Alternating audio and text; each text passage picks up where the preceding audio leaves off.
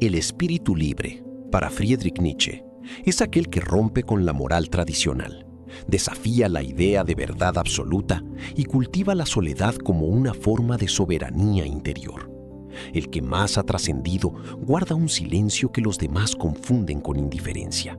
Su complejidad dificulta toda comunicación inmediata y su destino jamás es revelado. Ser un espíritu libre es un privilegio reservado para pocos. No constituye una virtud accesible para cualquiera, sino para aquel dotado de un valor casi inexplicable. Quien se aventura hacia la radical y suprema autonomía, sin verse obligado, se arriesga en exceso, porque termina adentrándose en un camino escabroso, donde la existencia en sí misma se vuelve una amenaza y se expone a perderse entre las fuerzas ocultas que habitan en lo más hondo de su conciencia. Nietzsche comprendía que es en la adversidad donde el fortalecimiento del carácter encuentra su impulso más fecundo. El espíritu libre no busca suprimir el sufrimiento. Por el contrario, no solo lo acepta, sino que le está agradecido. Las adversidades no son males que deban erradicarse, sino fuerzas que desestabilizan la vida, arrancando al espíritu de las reglas y prejuicios en los cuales se había instalado sin darse cuenta. El dolor quiebra los hábitos, y solo aquello que se quiebra puede reorganizarse en algo más alto. Por eso Nietzsche afirma estar agradecido tanto al bien como al mal, a la oveja y al gusano que habitan en él. No establece una distinción moral entre fuerzas nobles y fuerzas oscuras, porque todas, sin excepción, han contribuido a su formación. Lo elevado y lo rastrero, lo sagrado y lo vil, resultan igualmente necesarios para quien quiera conocerse sin falsificarse. Pero este agradecimiento no nace de la resignación ni de la pasividad. Nietzsche lo expresa con claridad. Hemos abierto nuestros ojos y nuestra conciencia. Esta gratitud es un acto deliberado de lucidez. El espíritu libre ha elegido ver lo que otros prefieren no ver. Ha dirigido conscientemente su mirada hacia el problema de cómo y bajo qué condiciones el hombre ha ascendido realmente. Las fuerzas que la moral tradicional condena como males absolutos son vistas, desde la altura, como condiciones igualmente necesarias para que el espíritu humano crezca. Todo lo tiránico y rapaz que hay en el hombre ha servido a la elevación de la especie. La presión prolongada, la dureza y la peligrosidad extrema han obligado al espíritu a agudizarse, a volverse sutil y temerario. En este proceso de presión y endurecimiento, la voluntad de vivir termina intensificándose hasta convertirse en voluntad incondicional de poder. La forma más alta que adopta la energía vital cuando ha sido profundamente forjada por la adversidad. Por eso, aquel que pretenda eliminar el sufrimiento no estará liberando al hombre. Estará cortando las raíces desde las que crece. Estará sin saberlo empobreciéndolo en nombre de su bienestar.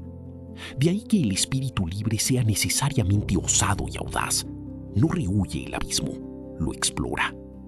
Nietzsche reconocía en el espíritu libre una curiosidad llevada hasta el vicio, una curiosidad que no conoce límites. Cuestiona lo que no debe, escudriña lo sagrado y desmonta los dogmas y creencias. Esta curiosidad desmesurada trasciende el umbral de lo ordinario. No se detiene ante la moral clásica, ni ante la tradición, ni siquiera ante el dolor que implica saber demasiado. A su vez, el espíritu libre es investigador hasta la crueldad. No duda en destruir sus propias certezas y convicciones. No se detiene aunque el conocimiento adquirido lo arrastre hacia un limbo intelectual, moral o existencial. Continúa, incluso si se queda sin suelo firme bajo sus pies. Pues el proceso mismo de indagar le resulta vital. Investiga sin compasión hacia sí mismo, movido por una autoexigencia radical en pos del descubrimiento.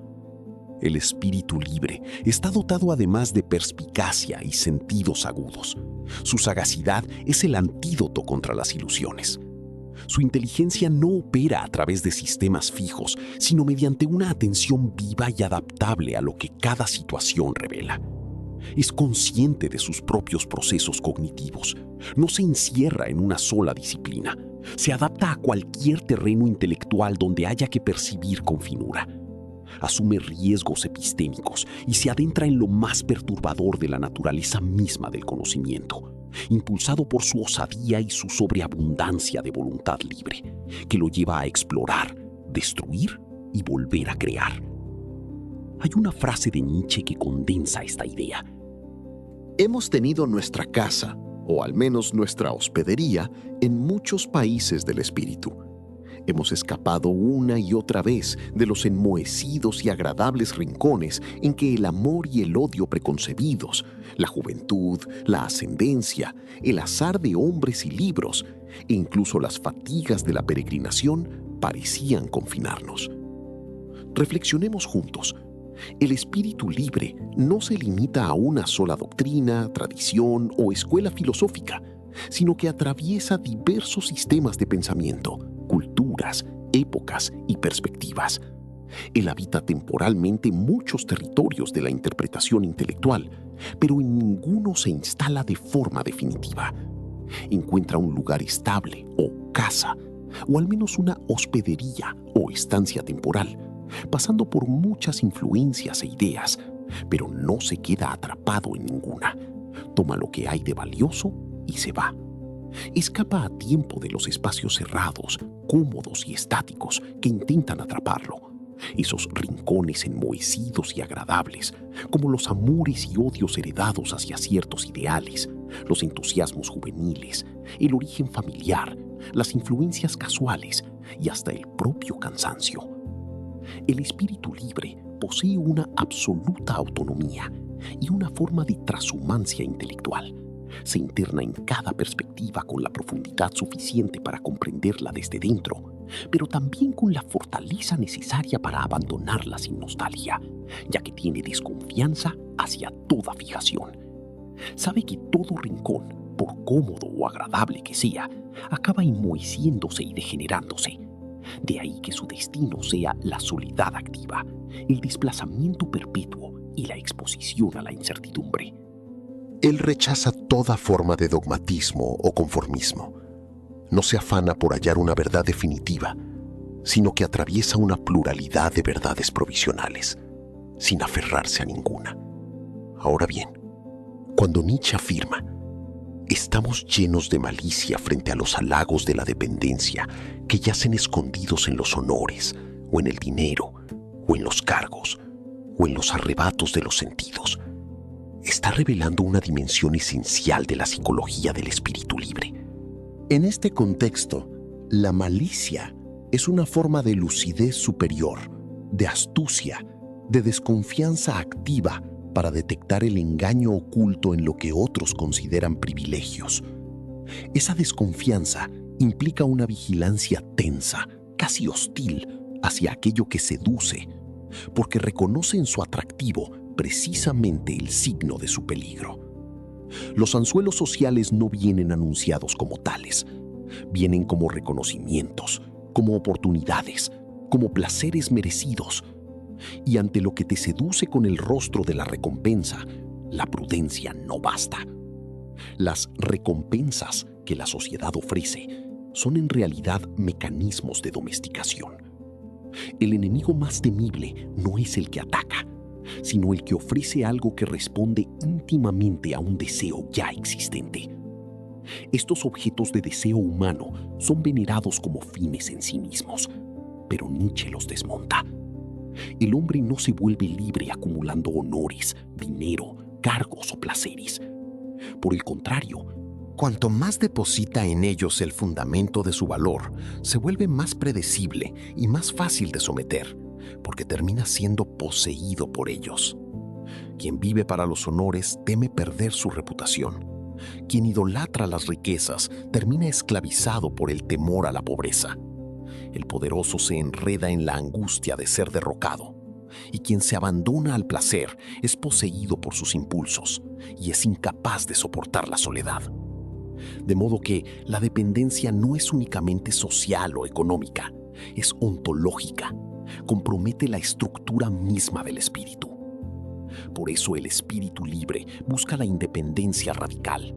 Busca que su valor, su seguridad y su fuerza vital nazcan de su propia voluntad de poder, no de espejismos externos.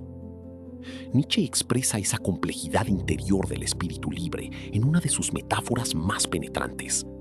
Dotados de pre-almas y post-almas, en cuyas intenciones últimas no les es fácil penetrar a nadie con su mirada, cargados de pre-razones y post-razones que a ningún pie le es lícito recorrer hasta el final. Con ello alude a las dimensiones anteriores y posteriores del espíritu libre, tanto en su ser como en su pensamiento. Diseccionemos estas figuras. Las prealmas representan las experiencias, transformaciones y muertes internas. Esas versiones anteriores que ya no se ven, pero que aún operan bajo la superficie. Constituyen el suelo invisible desde el cual el espíritu ascendió, la genealogía que anuda lo que fue con lo que ahora es.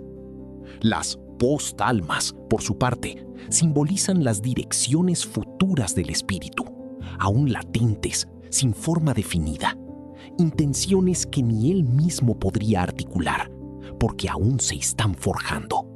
Constituyen lo que todavía no se ha desplegado.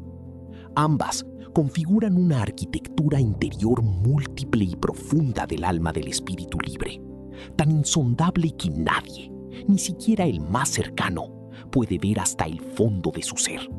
Lo que muestra en la superficie, sus palabras, sus actos, sus posturas, no revelan ni su procedencia ni su destino. No por ocultamiento deliberado, sino porque esa profundidad es estructuralmente inaccesible desde fuera. Hay en él un antes y un después que escapa a toda mirada ajena. En cuanto a las pre-razones, estas reflejan los fundamentos y las motivaciones que preceden a los argumentos que el espíritu libre manifiesta, las razones de sus razones, tan complejas, intransferibles e imposibles de comunicar sin distorsión. Las post-razones, a su vez, son las implicaciones y consecuencias de su pensamiento, que van más allá de lo que él mismo puede conocer. Pensamientos que abren caminos tan desconocidos y secretos que ni él mismo puede vislumbrarlos. Ambas aluden a un pensamiento absolutamente inaccesible. Sus caminos internos son tan profundos, tan largos y ramificados que nadie puede recorrerlos por completo. No porque estén prohibidos, sino porque son interminables por naturaleza. Ambas metáforas describen la misma realidad desde dos ángulos. Las pre- y post-almas reflejan la profundidad inescrutable del alma del espíritu libre, mientras que las pre- y post-razones denotan las raíces y ramificaciones infinitas de su pensamiento. Ambas convergen en una misma verdad. La realidad interior del espíritu libre es inagotable e incomprensible en su totalidad. No porque se oculte, sino porque su riqueza genuina excede cualquier mirada, incluso la propia. Y eso, para Nietzsche, no es un defecto, sino la marca misma de su grandeza. Precisamente por esa profundidad incognoscible, Nietzsche traza una distinción radical entre los verdaderos espíritus libres y los libres pensadores modernos de su época, a quienes consideraba esclavos elocuentes, gente no libre y ridículamente superficial, hombres carentes de auténtica soledad, llamados falsamente espíritus libres. Una suerte de espíritus muy estrechos y prisioneros, contrarios a las intenciones de los verdaderos espíritus libres. Frente a tal degradación del concepto, Nietzsche se reconocía a sí mismo como un espíritu libre, heraldo y precursor de los filósofos venideros. Desde esa posición, se interrogaba si esos futuros filósofos serían los nuevos amigos de la verdad. Pues todos los filósofos han amado sus verdades, sostenía. Argumentaba que debía repugnarles que su verdad deba seguir siendo una verdad para cualquiera, afirmando que el filósofo del futuro diría: mi juicio es mi juicio. No es fácil que también otro tenga derecho a él. hay que apartar de nosotros el mal gusto de querer coincidir con muchos, sentenciaba. Aseguraba que estos nuevos filósofos no serán dogmáticos. Meditaba sobre si esos filósofos del futuro serían también espíritus libres, tan libres y al mismo tiempo no meros espíritus libres, sino algo más elevado, algo más grande y radicalmente distinto. Pues para Nietzsche, las grandes cosas están reservadas a los grandes, los abismos a los profundos, las delicadezas y estremecimientos a los sutiles, y todo lo raro a los raros. Cerraré con una frase de Friedrich Nietzsche que resuena como una invocación a quienes reconozcan en sus palabras algo propio. Y hoy es preciso, a saber, en la medida en que nosotros somos los amigos natos, jurados y celosos de la soledad, de nuestra propia soledad, la más honda, la más de medianoche, la más de mediodía. Esa especie de hombres somos nosotros los espíritus libres. ¿Y tal vez también ustedes son algo de eso? ¿Ustedes, los que están viniendo? ¿Ustedes, los nuevos filósofos?